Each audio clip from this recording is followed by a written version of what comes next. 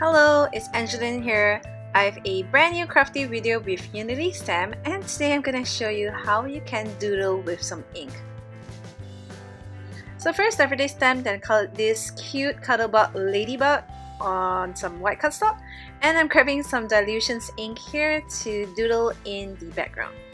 So what I'm doing here is to shake it up really well first and grabbing the mister tool here and just doodling it on my background. Yes, it is that simple, and this is another way you can actually use your ink mist rather than misting directly on your cardstock. So you don't have to be an artist or anything, but just doodle whatever patterns in the background as you wish.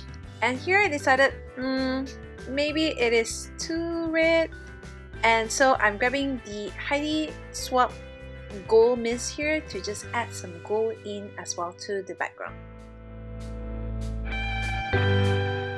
So I decided to take some Nuvo drops here in white to ink up her dots on her wings to create more of a dimension. And finally, I'm grabbing my Spectrum Noir sparkle pen in gold to just paint in all the edges. So here's my finished card. I hope you enjoyed this technique, and thanks for watching. Bye!